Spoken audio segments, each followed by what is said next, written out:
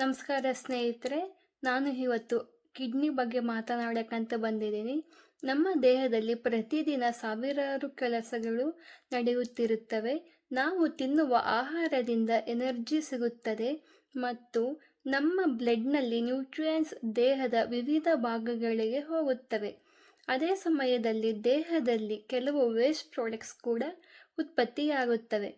ಈ waste products ಅನ್ನು ದೇಹದಿಂದ ಹೊರಹಾಕಲು ಸಹಾಯ ಮಾಡುವ ಪ್ರಮುಖ ಅಂಗಗಳಲ್ಲಿ ಕಿಡ್ನಿ ಅಥವಾ ಮೂತ್ರಪಿಂಡಗಳು ಬಹಳ ಮುಖ್ಯ.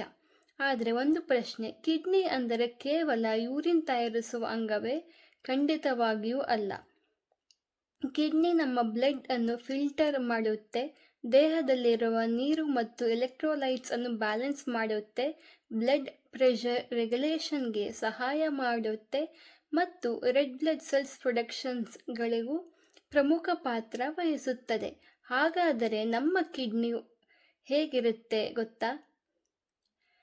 ಅದು ನಾನು ಈ ವಿಡಿಯೋದಲ್ಲಿ ನಿಮಗೆ ಡೀಟೇಲಾಗಿ ಹೇಳ್ತೀನಿ ಮತ್ತು ತೋರಿಸ್ತೀನಿ ಕೂಡ. ಅದು ಹೇಗೆ ಬ್ಲಡ್ ಅನ್ನು ಫಿಲ್ಟರ್ ಮಾಡುತ್ತೆ ಅಂತಲೂ ತೋರಿಸ್ತೀನಿ ಮತ್ತು ಯೂರಿನ್ ನಿಜವಾಗಿಯೂ ಹೇಗೆ ತಯಾರಾಗಿ ದೇಹದಿಂದ ಬರುತ್ತೆ ಅಂತಲೂ ಹೇಳ್ತೀನಿ. ಇದನ್ನೇ ಈ ವಿಡಿಯೋದಲ್ಲಿ ನಿಮಗೆ ತುಂಬ ಸರಳವಾಗಿ ಹೇಳ್ಕೊಡ್ತೀನಿ ಸ್ನೇಹಿತರೆ. ನೀವು ಈ ವಿಡಿಯೋವನ್ನು ಡೀಟೇಲ್ ಆಗಿ ನೋಡಿ, ಕೊನೆ ತನಕ ನೋಡಿ.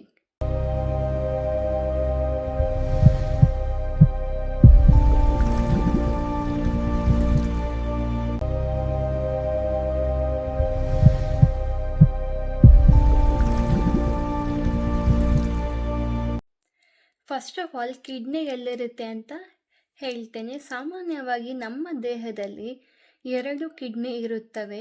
ಅವು ಹೊಟ್ಟೆಯ ಒಳಭಾಗದ ಹಿಂಭಾಗದಲ್ಲಿ ಬೆನ್ನು ಮೂಳೆಯ 2 ಬದಿಗಳಲ್ಲಿ ಇರುತ್ತವೆ. ಕಿಡ್ನೀಸ್ ಸಾಮಾನ್ಯವಾಗಿ ಬೀನ್ಸ್ ಅಥವಾ ಬೀನ್ನ ಆಕಾರದಲ್ಲಿ ಇರುತ್ತದೆ. ಪ್ರತಿಯೊಂದು ಕಿಡ್ನಿಯಲ್ಲೂ ಸುಮಾರು 1 ಮಿಲಿಯನ್ ನೆಫ್ರಾನ್ಸ್ ಇರಬಹುದು. ಹಾಗಾದರೆ ಈ ನೆಫ್ರಾನ್ಸ್ ಎಂದರೇನು? ನೆಫ್ರಾನ್ ಎನ್ನುವುದು ಕಿಡ್ನಿಯ ಫಂಕ್ಷನಲ್ ಯೂನಿಟ್. ಅಂದರೆ ಕಿಡ್ನಿ ತನ್ನ ಫಿಲ್ಟರಿಂಗ್ ಕೆಲಸವನ್ನು ಮಾಡುವಾಗ ಮುಖ್ಯವಾಗಿ ನೆಫ್ರಾನ್ಸ್ ಮೂಲಕ ಮಾಡುತ್ತವೆ. Blood enters the kidney to be filtered. It travels down the renal artery, passing through smaller networks of vessels, reaching the nephrons and glomerulus. Blood enters the kidney to be filtered. It travels down the renal artery, passing through smaller networks of vessels, reaching the nephrons and glomerulus. So ಈಗ filtration ಹೇಗಾಗುತ್ತೆ ಅಂತ ಹೇಳ್ತೇನೆ. Blood ಗ್ಲೊಮರುಲಸ್ಗೆ ಬಂದಾಗ ನೀರು ಮತ್ತು ಕೆಲವು ಸಣ್ಣ molecules filter ಆಗಿ ನೆಫ್ರಾನ್ಗೆ ಹೋಗುತ್ತವೆ. ಆದರೆ ಸಾಮಾನ್ಯವಾಗಿ ರೆಡ್ ಬ್ಲಡ್ ಸೆಲ್ಸ್ ಮತ್ತು ಹೆಚ್ಚಿನ ಪ್ರೋಟೀನ್ಸ್ ಬ್ಲಡ್ನಲ್ಲಿಯೇ ಉಳಿಯುತ್ತವೆ. ಇದೇ ಫಿಲ್ಟ್ರೇಷನ್. ರೀಅಬ್ಸಾರ್ಪ್ಷನ್ ಹೇಗಾಗುತ್ತೆ ಅಂತ ಹೇಳ್ತೀನಿ. ಫಿಲ್ಟರ್ ಆದ ಫ್ಲೂಯಿಡ್ನಲ್ಲಿ ದೇಹಕ್ಕೆ ಬೇಕಾದ ವಾಟರ್, ಗ್ಲೂಕೋಸ್ ಮತ್ತು ಕೆಲವು ಎಲೆಕ್ಟ್ರೋಲೈಟ್ಸ್ ಕೂಡ ಇರುತ್ತೆ. ಕಿಡ್ನಿ ಅವುಗಳಲ್ಲಿ ಅಗತ್ಯವಿರುವುದನ್ನು ಮತ್ತೆ ಬ್ಲಡ್ಗೆ ರೀಅಬ್ಸಾರ್ಬ್ ಮಾಡುತ್ತೆ. ಬೇಡವಾದ ವೇಸ್ಟ್ ಪ್ರಾಡಕ್ಟ್ಸ್ ಮುಂದೆ ಸಾಗುತ್ತವೆ.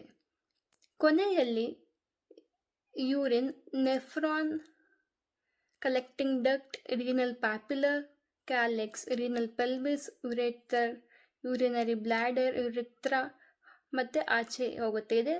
ಇದೇ ಪಾತ್ವೆಯಿಂದ ಅದು ಆಚೆ ಹೋಗುತ್ತೆ. ಯುರೇಥರ್ ಕಿಡ್ನಿಯಿಂದ ಬ್ಲ್ಯಾಡರ್ಗೆ ಯೂರಿನ್ ಸಾಗಿಸುತ್ತದೆ. ಯೂರಿನರಿ ಬ್ಲ್ಯಾಡರ್ ಯೂರಿನ್ ಅನ್ನು ಟೆಂಪರರಿ ಆಗಿ ಸ್ಟೋರ್ ಮಾಡುತ್ತವೆ. ಬ್ಲ್ಯಾಡರ್ ತುಂಬಿದಾಗ ಯೂರಿನ್ ಯುರೇತ್ರ ಮೂಲಕ ದೇಹದಿಂದ ಹೊರಗೆ ಹೋಗುತ್ತದೆ. Blood enters the glomerulus through the afferent arteriole. Red blood cells and large proteins stay in the blood. Water and small molecules pass through. Filtered fluid enters Bowman's capsule. Filtered fluid travels through the winding nephron tubule. Specialized cells reabsorb water back into the blood. Glucose and useful electrolytes also return to serve vital nutrients. ಕಿಡ್ನಿಯ ಮತ್ತೆ ಬೇರೆ ಬೇರೆ ಕೆಲಸ ಏನು ಅಂತ ಹೇಳ್ತೇನೆ. Kidney ನಮ್ಮ ದೇಹದ water ಮತ್ತು ಎಲೆಕ್ಟ್ರೋಲೈಟ್ ಬ್ಯಾಲೆನ್ಸ್ ಕಾಪಾಡಲು ಸಹಾಯ ಮಾಡುತ್ತದೆ. ಇದು ಬ್ಲಡ್ ಪ್ರೆಷರ್ ರೆಗ್ಯುಲೇಷನ್ನಲ್ಲಿ ಭಾಗವಹಿಸುತ್ತದೆ. ಕಿಡ್ನಿ ಎರಿಥ್ರೋಪಾಯಿಟಿನ್ ಅಥವಾ EPO ಎಂಬ ಹಾರ್ಮೋನ್ ಉತ್ಪಾದಿಸಿ ರೆಡ್ ಬ್ಲಡ್ ಸೆಲ್ ಪ್ರೊಡಕ್ಷನ್ಗೆ ಕೂಡ ಹೆಲ್ಪ್ ಮಾಡುತ್ತೆ. ಮತ್ತು ವಿಟಮಿನ್ ಡಿಯ ಆಕ್ಟಿವ್ ಫಾರ್ಮ್ ತಯಾರಿಸುವ ಪ್ರಕ್ರಿಯೆಯಲ್ಲಿಯೂ ಕಿಡ್ನಿ ಪ್ರಮುಖ ಪಾತ್ರ ವಹಿಸುತ್ತದೆ. ಕಿಡ್ನಿ ಫಂಕ್ಷನ್ ಕಡಿಮೆಯಾದರೆ ಏನಾಗುತ್ತೆ? ಕಿಡ್ನಿ ಸರಿಯಾಗಿ ಕೆಲಸ ಮಾಡದಿದ್ದರೆ ವೇಸ್ಟ್ ಪ್ರಾಡಕ್ಟ್ಸ್ ಮತ್ತು ಫ್ಲೂಯಿಡ್ ದೇಹದಲ್ಲಿ ಸಂಗ್ರಹವಾಗಬಹುದು. ಕೆಲವು ಜನರಲ್ಲಿ ದಣಿವು, ಕಾಲು ಅಥವಾ ಮುಖದಲ್ಲಿ ಸ್ವೆಲ್ಲಿಂಗ್ ಬರುತ್ತೆ, ನಾಸಿಯಾ ಅಂತ ಅಂದರೆ ವಾಮಿಟಿಂಗ್ ಸೆನ್ಸೇಷನ್ ಥರ ಆಗುತ್ತೆ, ಯೂರಿನ್ನಲ್ಲಿ ಚೇಂಜಸ್ ಆಗುತ್ತೆ, ಬ್ಲಡ್ ಪ್ರೆಷರ್ ಜಾಸ್ತಿ ಆಗುತ್ತೆ ಮುಂತಾದ ಸಮಸ್ಯೆಗಳು ಕೂಡ ಬರಬಹುದು. ಆದರೆ ಆರಂಭಿಕ ಕಿಡ್ನಿ ಡಿಸೀಸ್ನಲ್ಲಿ ಯಾವುದೇ ಸಿಂಪ್ಟಮ್ಸ್ ಇಲ್ಲದೆ ಕೂಡ ಇರಬಹುದು.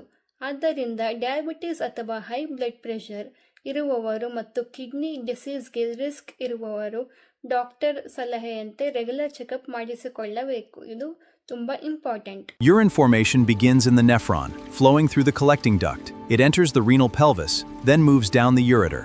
Stored in the urinary bladder, it is finally expelled outside.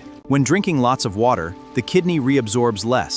Dehydration triggers ADH, increasing water reabsorption. This leads to concentrated urine, while hydration creates dilute urine. When drinking lots of water, the kidney reabsorbs less.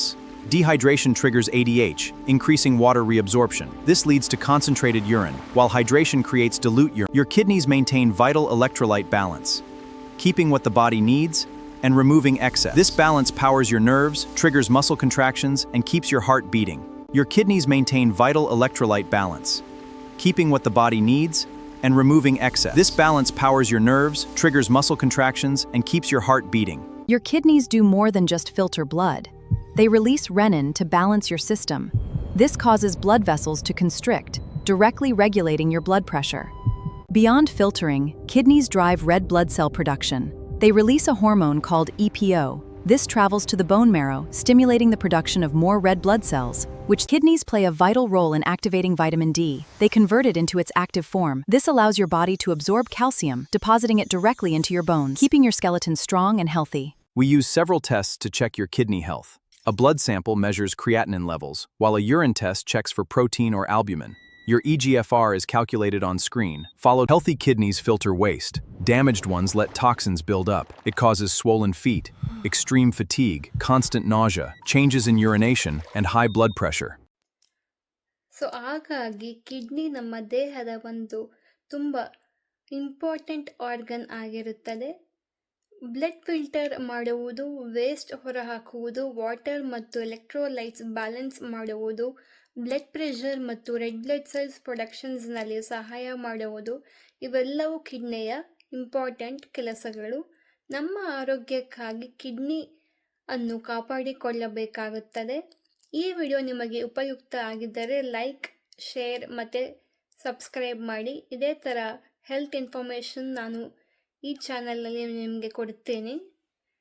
ಮತ್ತೇನಪ್ಪ ಅಂತ ಅಂದರೆ ನಾನು ಮಧ್ಯದಲ್ಲಿ videos ಹಾಕಿದ್ದೀನಿ. ನೀವು ಆ videos ನೋಡಿದ್ರೆ ನಿಮಗೆ ಇದು ಇನ್ನೂ ಚೆನ್ನಾಗಿ ಅರ್ಥ ಆಗುತ್ತೆ. ಧನ್ಯವಾದಗಳು. ನೆಕ್ಸ್ಟ್ ವಿಡಿಯೋದಲ್ಲಿ ಸಿಗೋಣ. Every beat of your heart pushes life-giving blood. Positioned just below the ribs are your kidneys. The right kidney sits lower to accommodate the liver. They filter waste from your body. Blood transports waste products, moving through capillaries. Waste is filtered out, flowing back to the heart.